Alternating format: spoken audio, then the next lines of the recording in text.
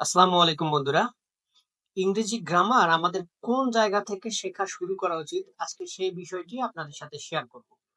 আমরা অনেকেই ভুল জায়গা থেকে ইংরেজি গ্রামার শেখা শুরু করি, যে কারণে ইংরেজি গ্রামার শেখা আমাদের জন্য অনেক কঠিন হয়ে যায়।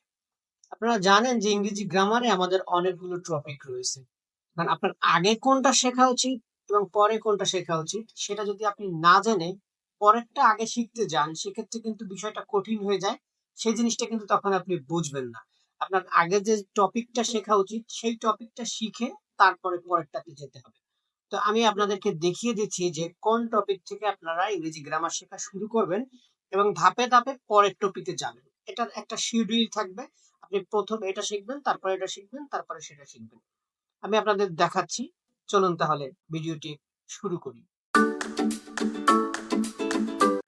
তো বন্ধুরা, আপনারা দেখতে পাচ্ছেন আমার একটি কোর্সের ডিটেলস এখানে দেওয়া আছে। আমি জাস্ট এই কোর্সের ডিটেলস থেকে আপনাদেরকে দেখাবো যে কোন বিষয়টা আপনাদের আগে শেখা উচিত এবং কোন বিষয়টা পরে শেখা উচিত। যদি আমাদের শিক্ষার্থীরা একেবারেই ইংরেজি গ্রামারে দুর্বল হয়ে থাকে বা যদি বড়রাও ইংরেজি গ্রামার শিখতে চায়, প্রথমে আসলে আলফাবেট এন্ড সি লেভেল এই সম্পর্কে তাদের একটি ধারণা থাকতে হবে এবং এটা থেকে আগে শিখতে হবে। কারণ গ্রামারের শুরুটাই হয় সি লেভেল এবং আলফাবেট থেকে, আলফাবেট, ভাওয়েল, কনসোনেন্ট এগুলো থেকে। এরপরে আপনারা শিখবেন parts of speech. Parts of speech আমি এখানে দুইটা পার্ট করেছি। পার্টস অফ স্পিচ আপনারা ভালোভাবে শিখবেন। আর এখানে এটার সাথে যেটা রয়েছে ডিফারেন্ট কাইন্ড অফ ওয়ার্ড, অর্থাৎ এই বিভিন্ন ধরনের ওয়ার্ড আমরা পাই। পার্টস অফ স্পিচ শিখতে গেলে ওগুলো একটু জানলে ভালো হয়। যেমন অনেকে জিজ্ঞেস করে যে এটা কোন পার্টস অফ স্পিচ। অনেক ওয়ার্ড আছে যেগুলো ফ্রেজ, ইডমস, তারপরে আছে আর্টিকেল, সিনোনিম, অ্যান্টোনিমস, এই বিভিন্ন ধরনের ওয়ার্ড হয়। এই ওয়ার্ডগুলো সম্পর্কে একটু ধারণা। তো আপনারা শিখবেন যেটা আলফাবেট সি লেভেলের পরেই পার্টস অফ স্পিচ। তারপরে পার্টস অফ স্পিচ এর পরে আপনারা শিখবেন এই যে ভার্ব গুলো সম্পর্কে, প্রিন্সিপাল ভার্ব, অক্সিলারি ভার্ব। এই ভার্ব গুলো সম্পর্কে আপনাদের একটা ধারণা নিতে হবে। কারণ আমরা সেন্টেন্সে যখনই যাব তখন আমাদের আসলে ভার্বটা শিখতে হবে। তো তার আগে আমরা ভার্বটা ভালো করে শিখবো যে কোনগুলো প্রিন্সিপাল ভার্ব, কোনগুলো অক্সিলারি ভার্ব। তারপরে আমাদের এই যে ভার্বের যে ফর্মস রয়েছে বিভিন্ন ধরনের, প্রেজেন্ট, পাস্ট, এই ফর্ম গুলো এগুলো শিখতে হবে। তো এরপরে আমরা শিখবো হচ্ছে সেন্টেন্সটা যে পাঁচ ধরনের মূলত সেন্টেন্স হয়: assertive, interrogative, imperative, objective, exclamatory, সেগুলো শিখবো। তারপরে সেন্টেন্সের অ্যাফার্মেটিভ, নেগেটিভ, এই বিষয়টা শিখবো।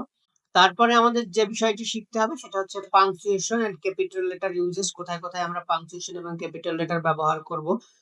তারপরে নাম্বার রয়েছে, নাম্বার শিখতে হবে। পার্সন রয়েছে, পার্সন শিখতে হবে। জেন্ডার শিখতে হবে। ডিগ্রি শিখতে হবে।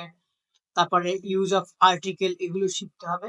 এবং আপনি শেষে যাবেন টেন্সে। আপনি যদি আগেই টেন্স শিখতে যান, এগুলো না শিখে আসলে টেন্স শেখা পসিবল না। তাই আপনাকে আগে এইগুলো শিখতে হবে।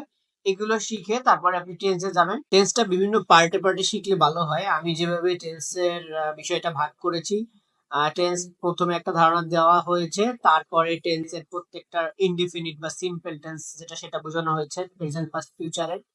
তারপরে হচ্ছে টেন্সের কন্টিনিউয়াস, যেটা প্রেজেন্ট, পাস্ট, ফিউচার কন্টিনিউয়াস, সেটা বোঝানো হয়েছে। তারপরে পারফেক্ট বোঝানো হয়েছে, প্রেজেন্ট, পাস্ট, ফিউচার পারফেক্ট। তারপরে present, past, future perfect continuous tense বোঝানো হয়েছে। টেন্সটা আপনারা পার্ট পার্ট করে নেবেন, তাহলে আপনাদের জন্য বুঝতে সুবিধা হবে। এরপরে আমরা ইয়েস নো কোশ্চেন, যেটা ইন্টারোগেটিভ সেন্টেন্সের মধ্যে পড়ে আসবো আমরা কোশ্চেন মেকিং। সেখানে দুই ধরনের question, yes no question, WH question, সেগুলো সম্পর্কে আপনারা ডিটেইলস জানতে পারবেন। তারপরে আমাদের শিক্ষার্থীদের জন্য আসলে ডাব্লিউএস কোশ্চেন কিভাবে মেকিং করতে হয় তার রুলস কিছু শেখানো হয়েছে। কিন্তু আপনারা যারা আরো অ্যাডভান্স লেভেলে গ্রামার শিখবেন তারা এরপরে যেটা শিখবেন, এরপরে টেন্স শেখার পরে আপনারা যাবেন হচ্ছে ভয়েস সেন্সে।